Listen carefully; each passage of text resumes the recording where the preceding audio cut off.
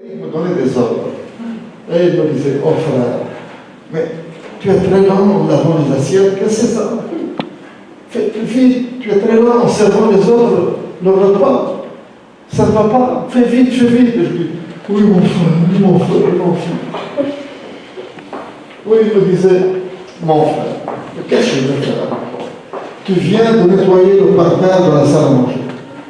Mais regarde, il y a encore de la poussière là, regarde le coin ici, c'est pas amusant. Alors, refais-le une deuxième fois.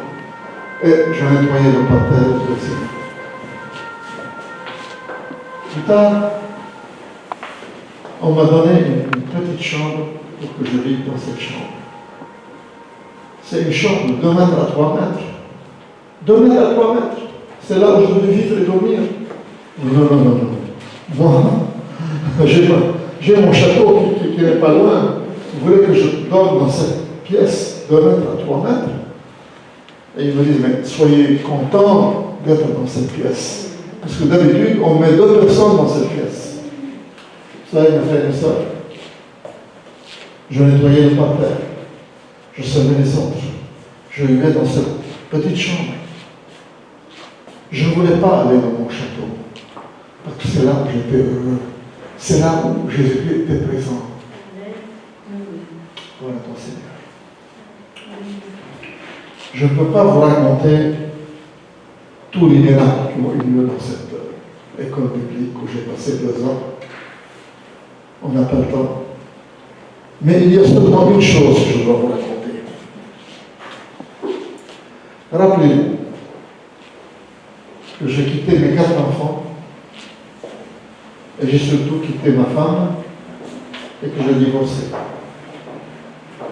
Il y a déjà 31 ans. Et rappelez-vous que j'ai promis au Seigneur plus de 500 dons de mariage. Mais 3 mois se sont passés depuis que je fais des promesses. Et je souffrais beaucoup.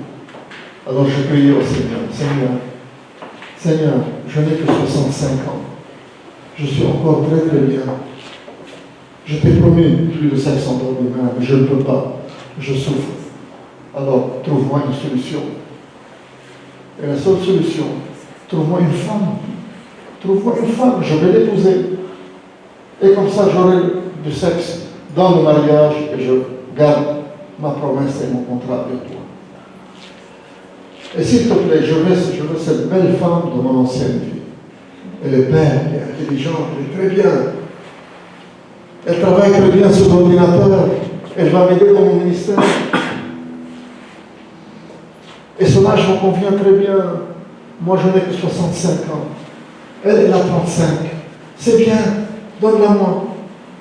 J'ai prié, il n'y a pas de réponse. Mais pourquoi le Seigneur ne me répond pas? Eh bien, c'est parce qu'elle n'est pas croyante. Et le Seigneur ne veut pas qu'on se dise avec des non-croyants. Je dis encore, mais utilise-moi. Je vais lui parler de toi. Elle va t'accepter et comme ça, elle devient croyante et donne-la-moi. J'ai prié, il n'y a pas de réponse. Mais pourquoi le Seigneur ne répond pas? Parce que ce n'est pas sûr qu'elle va accepter le Seigneur. Et il ne faut pas qu'on se lie avec une personne non croyante. D'accord. C'est bon, j'ai compris. Mais regarde, ici à l'école biblique, regarde cette belle femme à l'école biblique. Elle est belle, elle est intelligente. En plus, c'est ta fille. Elle est croyante, elle. Et en plus, elle fait de l'intercession. C'est merveilleux, Seigneur, moi je vais aller prêcher pour toi. Elle va prier pour moi. Et ça va être merveilleux. Alors donne-la à moi. Bon, elle n'est pas aussi jeune que l'autre. Elle n'a pas 35 ans. Elle a 37. Mais ça ne fait rien, j'accepte. Mais ça ne fait rien, j'accepte. Et j'ai prié. Il n'y a pas de réponse. Et pourquoi le Seigneur ne répond pas? Et j'ai pensé, je sais pourquoi le Seigneur ne répond pas. Parce qu'il veut qu'on soit courageux. Il veut qu'on prenne l'initiative, qu'on fasse des choses nous-mêmes.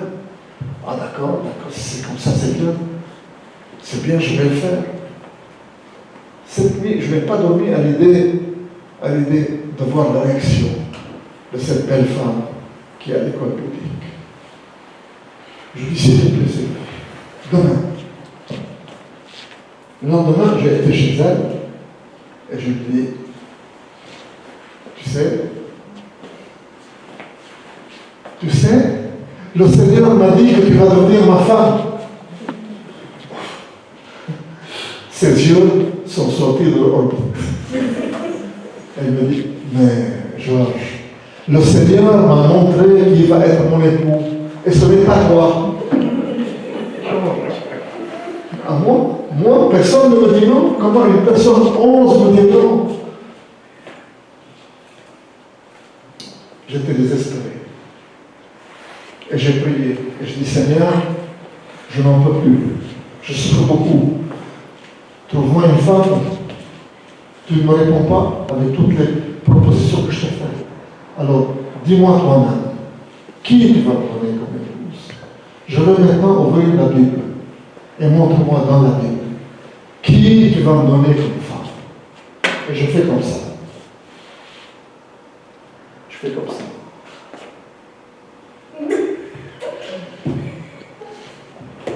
Et mon regard tombe sur Malachie 2,14. Et je commence à lire. Malachie 2,14. Et vous dites pourquoi? Parce que l'Éternel a été témoin entre toi et la femme de ta jeunesse, à laquelle tu es infidèle, bien qu'elle soit ta compagne et la femme de ton alliance. Et plus tard, plus loin, nul n'a fait cela avec un reste de bon sens. Prenez donc garde en votre esprit et qu'aucun ne soit infidèle à la femme de sa jeunesse, car je vais le divorce, dit l'Éternel. Et moi je regarde ça et je dis, quoi? Qu'est-ce que c'est ça? Et j'entends au fond de mon cœur, retourne à la femme de ta jeunesse, la mère de tes 4 enfants, que tu as quitté et divorcé il y a 31 ans. Et je dis, pardon, quoi? Qu'est-ce que c'est? Non, Georges Pouille, ne t'inquiète pas. Ne t'inquiète pas du tout, ça ce n'est pas le Seigneur qui a parlé. Et je ferme la Bible et je dis non, ça ce n'est pas le Seigneur qui a parlé. Et je commence à taper sur toutes les portes. Hey, c'est moi Georges Pouille, je suis célibataire, je suis libre. Non, toc. C'est moi, le meilleur célibataire qui existe. Non, mais attendez. C'est moi, Georges Pouille. C'est moi, Georges Pouille, j'ai tout. Non, toutes les portes sont fermées l'une après l'autre. Toutes les portes sont fermées, sauf une seule porte qui est restée. C'est celle qui mène à la main de mes 4 enfants, la femme de ma jeunesse. Alors j'ai prié, Seigneur. Et après 31 ans de séparation et de divorce, je me suis remarié à la femme de ma jeunesse, la mère de mes 4 enfants. Le Seigneur m'a rendu les années que le diable a volées, comme il va rendre à chacun de vous les années que le diable a volées. Mes frères et mes sœurs, mon témoignage, c'est dans un livre, Le banquet de Dieu. Ce livre est gratuitement, vous pouvez le télécharger gratuitement sur mon site, spiritchannel.tv. Spiritchannel.tv. Je vais vous laisser le nom ici. Vous pouvez le lancer après. Hop là, il ne faut pas sortir. Il ne faut pas sortir de ma poche. C'est bon. Je vais tout sortir alors dans ce cas. Voilà. Comme ça. Voilà. Je laisse quelques verres ici où il y a mon site. Écoutez, vous allez trouver dans ce livre tout le témoignage et toutes les photos. Vous allez trouver la photo de l'avion accidenté et toutes les autres photos de ma vie et de ma conversion et de ma famille. Parce que le Seigneur m'a rendu les années que le diable a volées, comme il veut rendre à chacun de vous les années que le diable a volées. Mes frères et sœurs, écoutez-moi bien. Il ne s'agit pas de venir à l'église tous les dimanches. Il ne s'agit pas de passer par la routine, de prier des prières mécaniques, de réciter des prières, de les répéter. Il ne s'agit pas de venir à l'église tous les dimanches ou même durant la semaine. Il ne s'agit pas de s'agenouiller et de sauter et tout ça. Il s'agit d'une relation personnelle avec Jésus-Christ. Il s'agit de changer de vie. Ça ne sert à rien si vous priez une prière de salut et que vous restez dans votre vie, rien ne change. Il faut changer de vie. Il faut prendre la décision de vivre dans la sainteté. Il faut prendre la décision de vivre selon la parole de Dieu. La Bible dit, sans une vie de sainteté, personne ne peut voir le Seigneur. Être croyant, c'est une vie 24 heures sur 24 avec Jésus-Christ. C'est se réveiller le matin et de parler avec lui. C'est quand vous couchez le soir, parler avec lui. Quand vous voulez faire quoi que ce soit, soumettez-lui cela, parlez avec lui. C'est votre papa, c'est votre ami, c'est votre confident. Il est là présent avec vous. C'est une relation 24 heures sur 24 avec Jésus-Christ. La Bible dit, sans une vie de sainteté, personne ne peut voir le Seigneur. Mes frères et mes sœurs, s'il y a une personne qui vit dans le péché, qui a un copain, une copine, qui a une relation en dehors du mariage, qui pratique le sexe ou la luxure en dehors du mariage, qui regarde la pornographie ou qui pratique la masturbation, Jésus-Christ n'est pas dans votre cœur. Si vraiment Jésus-Christ est dans votre cœur, vous ne pouvez pas faire des choses comme ça. Et si votre pied glisse et vous tombez une fois dans un péché, vous devez revenir et demander pardon en vous repentant. Et il va vous pardonner et effacer cela. Et vous resterez dans la sainteté. Mais si vous continuez à vivre dans le péché, sachez que le jour où vous fermez les yeux, vous allez directement en enfer. Il n'y a pas une fois sauvé ou toujours sauvé. Si vous revenez au péché et vous tournez le dos au Seigneur, et vous tombez et vous mourrez dans cet état, vous allez passer l'éternité avec Satan en enfer et plus tard dans l'œuf de feu pour l'éternité. Mais un vrai croyant qui a eu une rencontre vraie avec le Seigneur ne peut pas revenir en arrière, ne peut pas retomber dans le péché parce qu'il a goûté à la vie avec Jésus-Christ. Il a goûté à cette relation, il a goûté au bonheur, il a vu le ciel, il a vu le paradis. C'est pour ça qu'aujourd'hui, je vais vous demander de faire un nouvel engagement avec le Seigneur. L'engagement avec le Seigneur, c'est tout contre tout. Jésus veut tout vous donner. Il vous donne la vie éternelle. Il vous enlève la peur de la mort. Il vous donne une paix et une joie indescriptibles. Il s'occupera de vos besoins. Il vous donne tout sauf sa gloire. Il vous donne tout. Mais en contrepartie, il demande tout. C'est tout contre tout. Tout contre tout. Si vous voulez cet engagement avec le Seigneur, c'est aujourd'hui le jour de la décision, mes frères et mes sœurs. Il faut que ce soit tout contre tout. Si vous êtes sérieux avec le Seigneur, il sera sérieux avec vous. Ça ne dépend que de vous. Vous voulez cette paix et cette joie qui ne vous abandonnera jamais. Alors changez de vie. Acceptez Jésus et changez de vie. Détestez le péché. Il a promis que jamais nous serons tentés plus qu'on peut supporter. Et chaque fois qu'on est tenté, il nous montrera la sortie. On est tous tentés, et lui sait, parce qu'il a été tenté par le démon. Il sait tout cela. Donc il viendra avec votre secours. Mais il veut votre cœur. C'est le cœur qu'il veut regarder. Est-ce que votre cœur est 100% pour lui? Est-ce qu'il est numéro 1 de votre vie? Est-ce que vous vivez selon sa parole? Est-ce que quand votre pied glisse et vous tombez dans le péché, vous revenez immédiatement en repentance, en regrettant et en promettant de ne plus le faire? 100% contre 100%. Tout contre tout. C'est pour ça qu'aujourd'hui, c'est le nouvel engagement avec le Seigneur. Tout contre tout. C'est pour ça que je vais vous demander de vous lever. On va tous renouveler notre engagement au nom du Seigneur. Tout contre tout. On va prier cette prière ensemble pour le Seigneur. Priez cette prière de tout votre cœur. De tout votre cœur. Un nouvel engagement avec le Seigneur. Tout contre tout.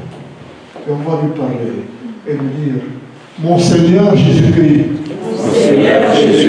je crois que tu es le Fils de Dieu. Je crois que tu es le Fils de Dieu. Que tu es le seul chemin à Dieu. Que tu es le seul chemin à Dieu. Tu es mort sur la croix pour mes péchés. Tu es mort sur la croix pour mes péchés. Tu es ressuscité des morts. Tu es ressuscité des morts. Je renonce à toute ma rébellion. Je renonce à toute ma rébellion. Et à tout péché. Et à tout péché. Et je me soumets à toi. Je me soumets à toi. En tant que mon Seigneur. En tant que mon Seigneur. Je te confesse tous mes péchés. Je te confesse tous mes péchés. Je te demande pardon. Je te demande pardon.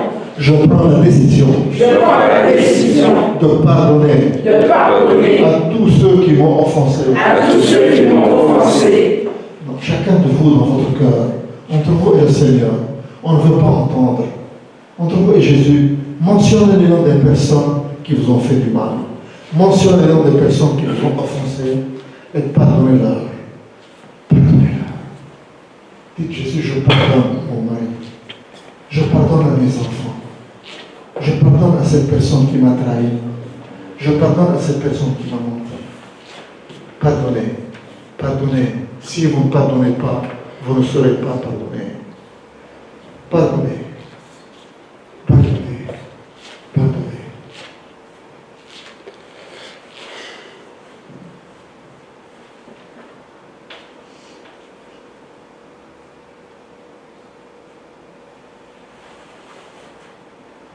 Je demande pardon Je demande pardon à tous ceux que j'ai offensés. à tous ceux que j'ai offensés. Entre vous et le Seigneur, mentionnez leur nom et demandez pardon.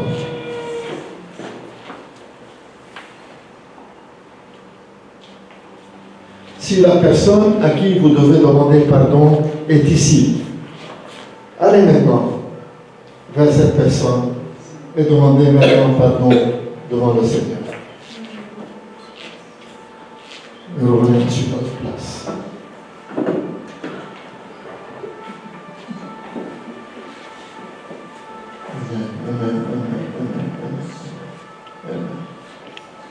Donc, je sais qu'il y a une personne qui doit faire ça maintenant. Allez-y, allez-y. Bon, donne le temps. Allez demander pardon maintenant à la personne. Voilà ton Seigneur. Voilà ton Seigneur. Voilà ton Seigneur. Voilà ton Seigneur. Voilà ton Seigneur. Voilà ton Seigneur.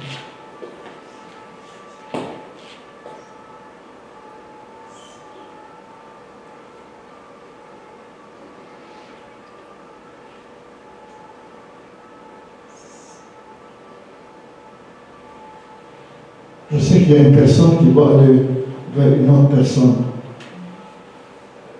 pour demander pardon. On attend encore quelques secondes. Merci Seigneur, merci Seigneur, merci Seigneur. Merci Seigneur. Merci Seigneur. Je renonce à tout contact. Je renonce à tout contact avec tout ce qui est occulte avec tout ce qui est occulte ou satanique ou satanique et à toute action satanique et à toute action satanique faite par moi-même faite par moi-même ou faite par mon père ou faite par mon père ou par ma mère ou par ma mère ou faite par mes ancêtres. ou faite par mes ancêtres. Si je possède des objets de contact, Si je possède des objets de contact, je m'engage à les détruire. je m'engage à les détruire.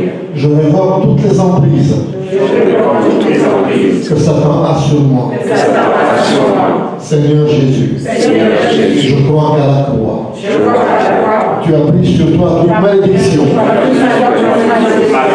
C'est pour cela que je te demande maintenant de me délivrer De me délivrer de toute malédiction dans ma de vie. malédiction. Au nom de Jésus. Au nom de Jésus. Par la foi, Par la foi, je reçois maintenant ma libération. Et je te remercie. je te remercie. Merci Seigneur. Merci Seigneur. Jésus est là. Parlez avec lui. Parlez avec lui. Il est là, il vous écoute. Parlez avec lui. Ouvrez-lui votre cœur. Ouvrez votre cœur. Donne-lui vos soucis. Demandez-lui le désir de votre cœur.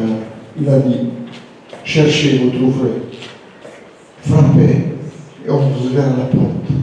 Demandez, et vous recevrez. Vous ne recevez pas parce que vous ne demandez pas. Demandez.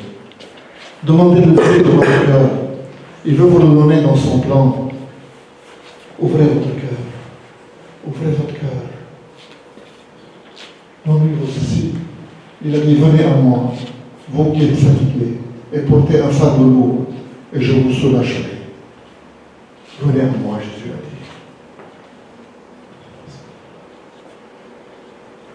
dit. Et par la foi, mettez votre main sur l'endroit de votre maladie. Et prenez votre guérison du Seigneur.